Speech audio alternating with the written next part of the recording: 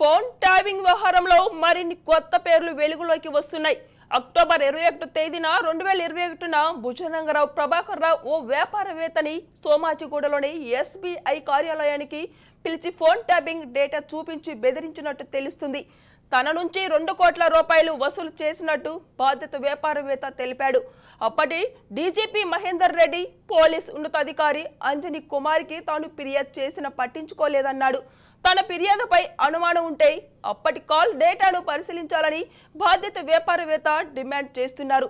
Police ఉన్నతాధికారులు సంబంధంతోనే phone tapping వ్యవహారం జరిగిన నేపథ్యంలో ఉన్నతాధికారులు అందరి కాల్ డేటాను పరిశీలించాలని కోరుతున్నాడు. సోమాజిగూడ ఎస్ఐబి కార్యాలయానికి తనను తీసుకెళ్లిన యాంకర్ శాంబశివరావు పాత్ర పైన సమగ్ర విచారణ జరపాలని బాధిత వ్యాపారవేత్త ప్రభుత్వానికి విజ్ఞప్తి చేస్తున్నారు.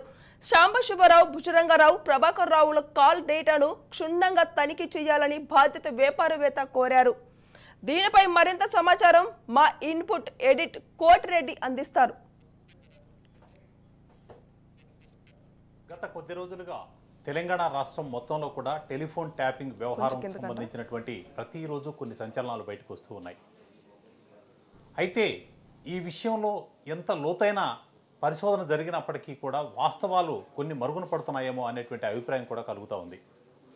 ఎందుకంటే వీరంతా కూడా ట్యాపింగ్ని ఉపయోగించి హవాలా వ్యాపారులు, అలాగే రియల్ ఎస్టేట్ వ్యాపారులు, జ్యువెలరీ వ్యాపారులు, ఇలా రకరకాల సెక్టార్లకు సంబంధించినటువంటి వ్యక్తులను బెదిరింపులకు పాల్పడి 100 కోట్ల రూపాయలు అక్రమాలకు పాల్పడ్డారు.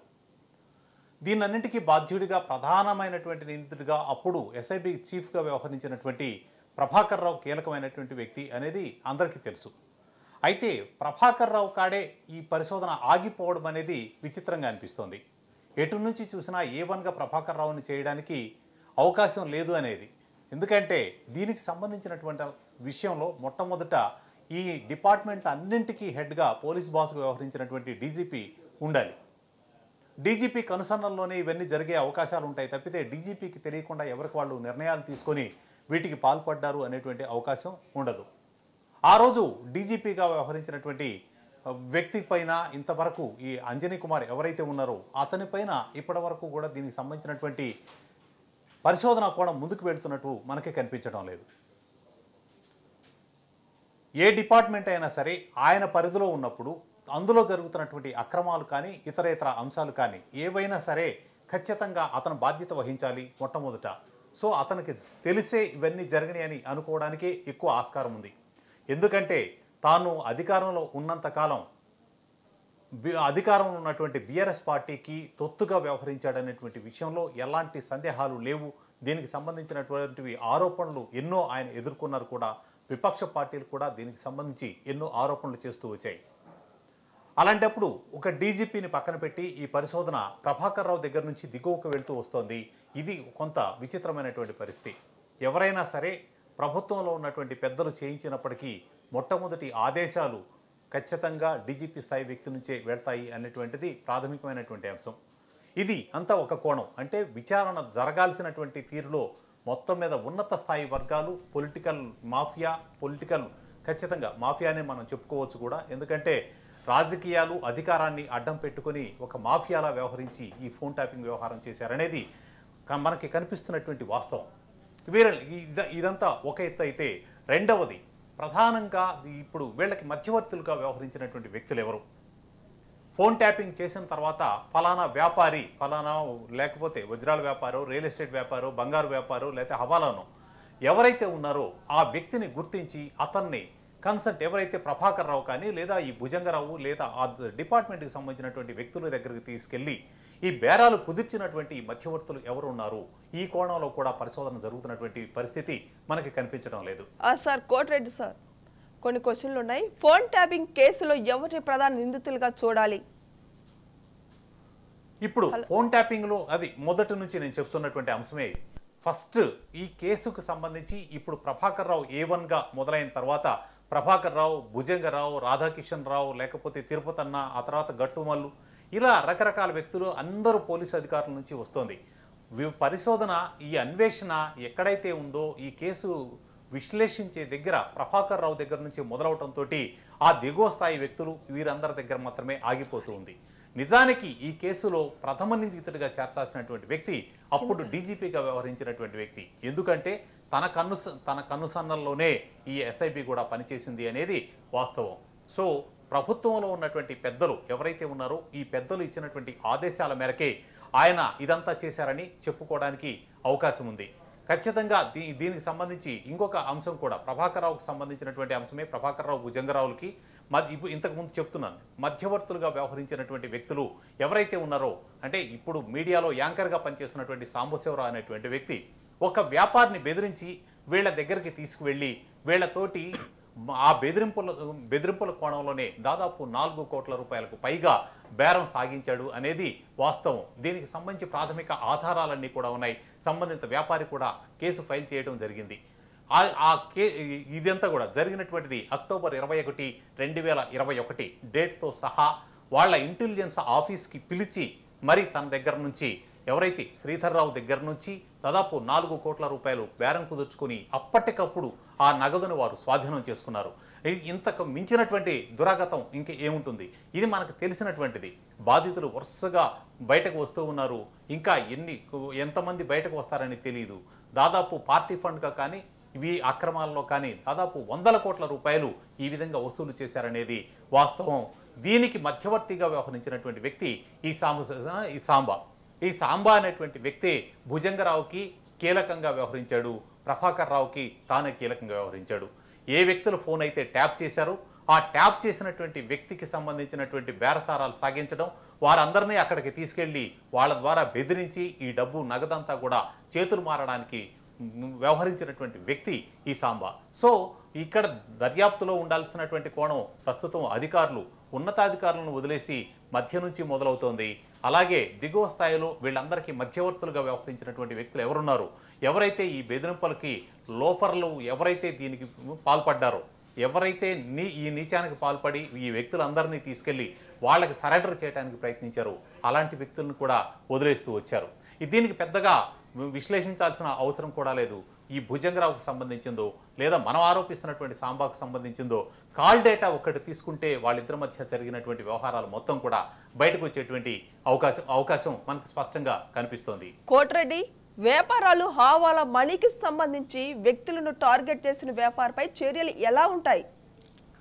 సహజంగానే వ్యక్తి ఇది ఒక రకంగా మనం ఒక కిడ్నాప్ కేసు ఎలా బెదిరిస్తారో, ఒక వ్యక్తిని కిడ్నాప్ చేసి కుటుంబ సభ్యులను కానీ డబ్బుల కోసం ఎలా బెదిరిస్తారో, అలాగే ఏదైనా సరే ఒక బ్లాక్మెయిల్కి సంబంధించినటువంటి వ్యవహారాలు ఎలా వ్యవహరిస్తారో ఇది కూడా అదే తరహాలో చూడాల్సినటువంటి అవసరం చాలా స్పష్టంగా కనిపిస్తోంది.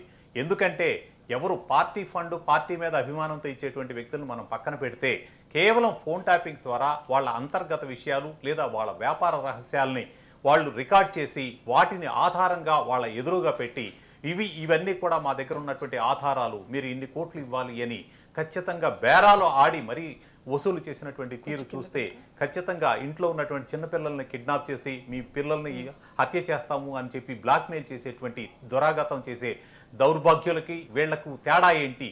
వీరంతా కూడా కాకి వేసుకున్నటువంటి వ్యక్తులు లేదా మీడియా ముసుగు వేసుకున్నటువంటి వ్యక్తులు. సో వీరందరినీ కూడా ఆ సెక్షన్లు ఏవైతే ఉన్నాయో ఆ సెక్షన్లు మొత్తాన్ని కూడా వీళ్ళ మీద కూడా ఖచ్చితంగా అమలు చేయాల్సినటువంటి అవసరం ఉంది. ఎందుకంటే వీరు వ్యవహరించినటువంటి తీరే అందుకు నిదర్శనం. ఇన్ని 100 కోట్ల రూపాయలు అక్రమాలకు పాల్పడ్డారు. వీటన్నింటినీ కూడా రకరకాల మార్గాల్లోకి తరలించేటువంటి ప్రయత్నం చేశారు. ఇప్పుడు ఎవరైతే ఉన్నారో ఈ సాంబా ద్వారా ఇవన్నీ జరగడం అనేది మరీ యాదృచ్ఛికమైతే కాదు, ఖచ్చితంగా ఎంతో కాలం నుంచి వారికి ఉన్నటువంటి అనుబంధం అని మనం చెప్పుకోవడానికి సందేహించాల్సినటువంటి అవసరం లేదు. కోటిరెడ్డి, ప్రభాకర్ రావు ఇంటెలిజెన్స్ విభాగాన్ని దుర్వినియోగం చేసి సంపాదించిన సొమ్మును ఏం చేసే అవకాశం ఉంది? ప్రభాకర్ రావు చేసినటువంటి దురాఘాతాలకు సంబంధించినటువంటివి వరుసగా రోజు కథనాలు బయటకు వస్తూనే ఉన్నాయి. సో అతను ఈ డిపార్ట్మెంట్ని అడ్డంగా ఉపయోగించుకొని ప్రణీత్ రావు అనేటువంటి ఒక టీం, దిగువ స్థాయిలో ఉన్నటువంటి టీం ఇదంతా ప్రణీత్ రావు కానీ ప్రణీత్ రావు కింద పనిచేసినటువంటి ఒక 50 మంది ఒక సైన్యంలాగా పనిచేశారు ప్రభాకర్ రావు ఆధీనంలో. సో ప్రభాకర్ రావు ఆదేశాలని భుజంగరావు ఆదేశాలని రాధాకిషన్ రావు లేదంటే తిరుపతన్న ఇంకొకడో ఎవరన్నా సరే వీరందరూ కూడా దారుణమైనటువంటి విషయం ఏంటి అంటే వ్యవస్థని రక్షించి ప్రజలకు భద్రత కల్పించాల్సినటువంటి విభాగంలో ఉన్నటువంటి దౌర్భాగ్యులు వీళ్ళంతా. వీళ్ళంతా కూడా వ్యవహరించినటువంటి తీరు, ఇక వీళ్ళు బ్లాక్మెయిల్ చేసి వసూలు చేసినటువంటి సొమ్మును వైట్గా మార్చడానికి వీళ్ళు ఎంచుకున్నటువంటి మార్గం మనకు తెలుస్తున్నంత వరకు కూడా చాలా 100% క్లియర్గా కనిపిస్తున్నటువంటిది రియల్ ఎస్టేట్. రియల్ ఎస్టేట్ అప్పటికప్పుడు పుట్టుకొచ్చేది కాదు. సో తన బావమరిది, తన వియ్యంకుడు ద్వారా Prabhakar Rao man boom real estate అని ఒకటి చేశారు. అలాగే ఈ రవీంద్రరావు ఎవరైతే ఉన్నారో ఆయన వియ్యంకుడుగా, ఆ రవీంద్రరావు ద్వారాకి పార్ట్నర్గా ఉన్నటువంటి మురళీకృష్ణారెడ్డితో కలిపి మళ్ళీ మ్యాక్ ప్రాజెక్ట్స్కి సంబంధించినటువంటి ఇంకొకటి ఏర్పాటు చేశారు. ఈ రెండింటి ద్వారా వచ్చినటువంటి 100 కోట్ల రూపాయలని మొత్తం రియల్ ఎస్టేట్లోకి తరలించారు. ఇక మ్యాన్ బూమ్ కంపెనీకి సంబంధించి అయితే శంకరపల్లి దగ్గర వివిధ ప్రాంతాలలో వివాదాస్పద భూములన్నింటినీ తీసుకొని ఈ రికార్డులు ఏ అయితే కాల్ రికార్డులు ఉన్నాయో వాటి ద్వారా వాళ్ళందరినీ కూడా బెదిరించి వీటన్నిటిని వెంచర్లు వేసి 100 కోట్ల రూపాయల వ్యాపారానికి సిద్ధపడ్డారు. సో మొత్తం కూడా వీళ్ళంతా రవీంద్రరావు ద్వారా కావచ్చు, లేదా సాంబశివరావు ద్వారా కావచ్చు, లేదు అంటే ఇంకా ఈ మ్యాన్ భూమికి సంబంధించి అశ్విన్ రావు అని చెప్పి ప్రభాకర్ రావు బహుమర్ది ద్వారా కావచ్చు, ఇవన్నీ చేశారు. ఇంకా దీనిలో ఇంకా దారుణమైనటువంటి విషయం ఏంటంటే ప్రభాకర్ రావు తన కుమారుడి ఇన్వాల్వ్మెంట్ను కూడా ఇందులోకి తీసుకురావడం మరింత విశేషం. ఎందుకంటే ఈ వ్యాపార రంగానికి సంబంధించిన అన్నింటినీ ఓవరాల్గా వీళ్ళని బినామీలుగా పెట్టి తనని తెరపైకి తీసుకొచ్చి మొత్తంగా అయితే ప్రభాకర్ రావు తన కుమారుడు, బావుమరిది, వియ్యంకుడి ద్వారా ఈ మొత్తాన్ని రియల్ ఎస్టేట్కి తరలించారు. ఇందులో రియల్ ఎస్టేట్కి తరలించిన దాంట్లో రవీంద్రరావుకి భాగస్వామిగా ఉన్నటువంటి మురళీకృష్ణారెడ్డి కూడా ఉన్నారు. సో విచారణ కోణం కూడా ఆ వైపు నుంచి ఈ డబ్బునంతా కూడా ఎటు తీసుకెళ్లారు. నిజానికి ఇదంతా ఈడీ పరిధిలోకి తీసుకెళ్లాల్సినటువంటి అవసరం కూడా, ఎందుకంటే ఎక్కడా కూడా అఫీషియల్గా ప్రభుత్వానికి ట్యాక్సులు చెల్లించి కానీ ఇవన్నీ కూడా వైట్ మనీగా సంపాదించింది కాదు, అందరినీ బ్లాక్మెయిల్ చేయడం ద్వారా వసూలు చేసినటువంటి డబ్బు. కాబట్టి ఎన్ఫోర్స్మెంట్ డైరెక్టరేట్ దృష్టి పెట్టాల్సినటువంటి అంశం కూడా దీనిలో చాలా క్లియర్గా కనిపిస్తూ ఉంది. కోటిరెడ్డి, ఈ కేసు ఎప్పటికీ పూర్తయ్యే అవకాశం ఉంది? నిజానికి ఈ కేసు ఒక్క రోజులో పూర్తవుతుందని చెప్పుకోవడానికి కూడా ఏమీ కనిపించడం లేదు. ఎందుకంటే ఈ పరిశోధన ప్రస్తుతం ప్రభాకర్ రావు దగ్గర నుంచి దిగువకు వెళ్తుందని చెప్పాను. ప్రభాకర్ రావుతో మొదలుపెట్టి A1గా చేర్చారు. ఆ తర్వాత నుంచి ఇక రాధాకిషన్ రావు, భుజంగరావు, లేకపోతే తిరుపతి అన్న, ఇలా గట్టుమల్లుని అదుపులోకి తీసుకున్నారు. మరికొందరు కానిస్టేబుల్ని తీసుకున్నారు. ఈ టీంలో పనిచేసినటువంటి చాలామందిని అదుపులోకి తీసుకున్నారు. ప్రస్తుతం రిమాండ్లో ఉన్నటువంటి ప్రణీత్ రావుని ఒక 10 రోజుల పాటు విచారించారు. ఇదంతా కూడా అఫీషియల్ వెర్షన్లో మాత్రమే ఇప్పటి వరకు జరిగినటువంటిది. నిజానికి అఫీషియల్గా జరిగినటువంటి వెర్షన్ కాకుండా వీళ్ళు పాల్పడ్డటువంటి అక్రమాలకు సంబంధించి పొలిటికల్ ఇన్ఫ్లుయెన్స్ ఎక్కడెక్కడ ఉంది, దీనికి సంబంధించి కేసీఆర్ ఆదేశాలు, ఆ రోజు అధికారంలో ఉన్నటువంటి ముఖ్యమంత్రి ఆదేశాలు ఉన్నాయా, లేదా షాడో సీఎంగా వ్యవహరించినటువంటి కేటీఆర్ ఆదేశాలు ఉన్నాయా, లేదు వీళ్ళిద్దరి తర్వాత పార్టీని నడుపుతున్నటువంటి హరీష్ రావు ఆదేశాలు ఉన్నాయా, ఇవన్నీ ఆ తర్వాత ఇటీవలనే ఈడీ కేసులో అరెస్ట్ అయినటువంటి కవితకు సంబంధించినటువంటి ప్రమేయం ఏంటి, ఆ కుటుంబం మొత్తం కేసీఆర్ కుటుంబానికి ఇందులో ఉన్నటువంటి పాత్ర ఏంటి అనే దిశలో ఒక కోణంలో జరగాల్సినటువంటిదైతే, వీరంతా కూడా ఎంతమంది వ్యాపారులను బెదిరించారు, ఎన్ని 100 కోట్ల రూపాయలు అక్రమంగా వసూలు చేశారు, వీటిల్లో ఎవరెవరు ఎంత షేర్ తీసుకున్నారు, తీసుకున్నటువంటి షేర్ అంతా కూడా ఏ మార్గంలో వెళ్ళిపోయింది, ఇవన్నింటినీ కూడా వెయిట్ చేయడానికి వాళ్ళు ఎంచుకున్నటువంటి మార్గాలు ఏంటి, వీళ్ళకి మధ్యవర్తిగా వ్యవహరించినటువంటి సాంబా లాంటి వ్యక్తుల ప్రమేయం ఏంటి, ఈ సాంబా ఎవరు అసలు, ఇతనికి భుజంగరావుకి ఉన్నటువంటిది, ఇతనికి సాంబాకి ప్రభాకర్ రావుకి ఉన్నటువంటి అనుబంధం ఏంటి, వీళ్ళిద్దరు కాలంలో ఏమేమి మాట్లాడుకున్నారు, ఎంతమంది వ్యాపారుల దగ్గర నుంచి వీళ్ళు బెదిరింపులకు పాల్పడి 100 కోట్లు వసూలు చేశారు అనే దాని మీద పరిశోధన జరగాల్సి ఉంటుంది. ఆ తర్వాత ఇప్పుడు వేసినటువంటి వెంచర్లు ఏవైతే ఉన్నాయో, మ్యాన్ బూమ్ కావచ్చు, మ్యాక్ ప్రాజెక్ట్స్ కావచ్చు, ఇంకొకటి కావచ్చు, ఈ వెంచర్లో నిజంగానే ఇక్కడ అడ్డదారులో సంపాదించినటువంటి అమౌంట్ మొత్తాన్ని చేసేసి ఈ ప్రాజెక్టులను కనుక చేపట్టి ఉంటే సంబంధిత మొత్తానికి సంబంధించినటువంటి ఆ బాధితుల దగ్గర నుంచి ఇప్పుడు అంటే ఇప్పటికే కొనుగోలు చేసినటువంటి వ్యక్తులు ఎవరన్నా ఉంటే ఈ రియల్ ఎస్టేట్లో వాళ్ళంతా ఇప్పుడు బాధితులుగా మారేటువంటి అవకాశం ఉంది. అంటే ఈ సంఖ్య క్రమంగా వందలు వేల సంఖ్యలోకి వెళ్ళినా కూడా ఆశ్చర్యపోవాల్సినటువంటి అవసరం లేదు. సో ఈ కేసు ఇప్పుడిప్పుడే తేలేటువంటిది అవకాశం మనకు కనిపించడం లేదు. నిన్ననే కొంతవరకు కోర్టులో వాళ్ళు సబ్మిట్ చేసినటువంటి కాపీలో చాలా క్లియర్గా టెలిగ్రాఫిక్ యాక్ట్ కింద పెట్టారు. గతంలోనే అంటే టెలిగ్రాఫిక్ యాక్ట్ 1885ని సవరించి 2023లో ఇండియాకు సంబంధించినంత వరకు కూడా చేశారు. అయితే ఈ ఒక్క కేసు కాకుండా దీనికి సంబంధించి ఎన్ఫోర్స్మెంట్ డైరెక్టరేట్ దృష్టి పెట్టాల్సినటువంటి అవసరం ఉంది. కాబట్టి ఆ దిశలోకి వెళ్లాల్సినటువంటి అవసరం ఉంది. అలాగే ఏదైతే సివిల్ వీటికి సంబంధించిన క్రిమినల్ రికార్డు ప్రకారం ఇండియన్ పీనల్ కోడ్లో కిడ్నాప్లకు సంబంధించి ఏమేమి చేస్తారో ఇవన్నిటిని కూడా పెట్టాల్సినటువంటి అవసరం ఉంది.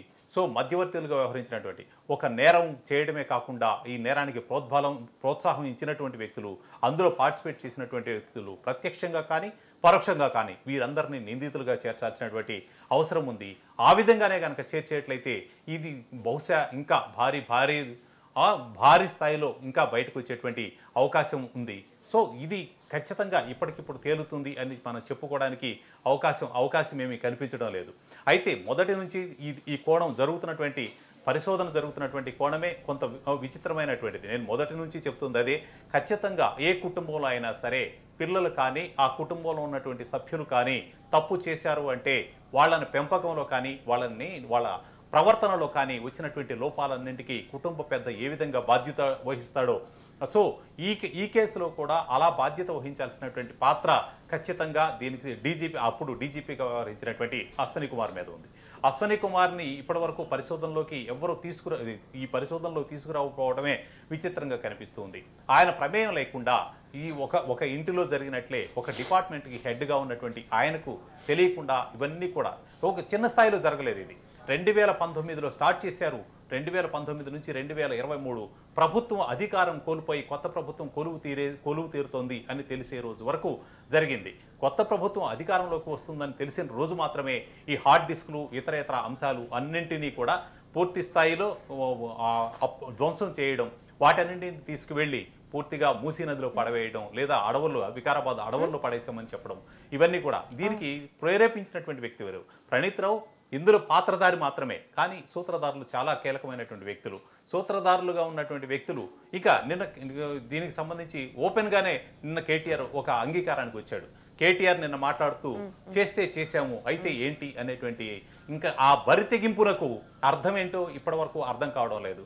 తప్పు చేసినటువంటి వ్యక్తి చేశాము ఎవరేం చేస్తారు అనే తరహాలో మాట్లాడారు అంటే వాళ్ళ తెగింపు తత్వము లేదా వాళ్ళలో ఉన్నటువంటి ఆ బరి తెగింపుకు అర్థం ఏంటో తెలియడం లేదు.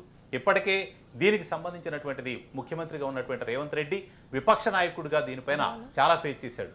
మొదటిగా ఈ వ్యాపారులను బెదిరించడానికి ముందే విపక్ష నాయకుడిగా ఆయన ఉన్నప్పుడు ఆయన కుటుంబ సభ్యులతో సహా అతన్నే టార్గెట్ చేసి ఒక వార్ రూమ్నే ఏర్పాటు చేశారు అనేది చాలా కీలకం. ఇక ఇప్పటికి సంబంధించి ఈ కేసీఆర్ కుటుంబంతో పాటు ఎర్రబెల్లి దయాకర్ రావు పేరు కూడా తెర మీదకు వస్తూ ఉంది.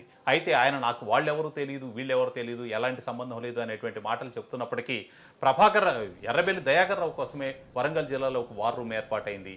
అలాగే ఆయన ఫామ్ హౌస్లో ఒక వార్ రూమ్ని ఏర్పాటు చేశారు అంటే ఆయన ఇందులో ఎంత కీలకంగా వ్యవహరించారనేది మనం చూడాలి. ఎవరిని ఇందులో అంటే విపక్ష నాయకులనే మనం చెప్పుకోవడానికి లేదు, స్వపక్షంలో ఉన్నటువంటి నాయకులు కూడా అసమ్మతివాదులుగా ఉంటారనో ఇంకొకటో ఏదన్నా అభిప్రాయం కలిగినప్పుడు వాళ్ళ వైపు నుంచి కూడా వాళ్ళ ఫోన్లు కూడా ట్యాప్ చేయడం వంటి ప్రయత్నాలు జరిగిన దానిలోనే అప్పట్లో ప్రతి చిన్న విషయాన్ని భూతద్దంలోంచి చూసే ఆ పార్టీలో ఉన్నటువంటి చాలామంది నాయకులకి వార్నింగ్లు ఇవ్వడం జరిగింది. 100 కోట్ల వసూలు వెనుక కూడా ఇదే ఉంది.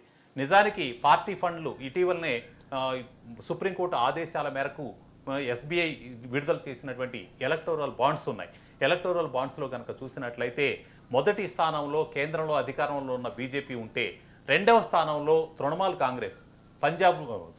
పశ్చిమ బెంగాల్లో ఉన్నటువంటి తృణమూల్ కాంగ్రెస్ ఉంటే, మూడవ స్థానంలోకి వచ్చేప్పటికీ కాంగ్రెస్ పార్టీ ఉంది, 4వ స్థానం బీఆర్ఎస్దే.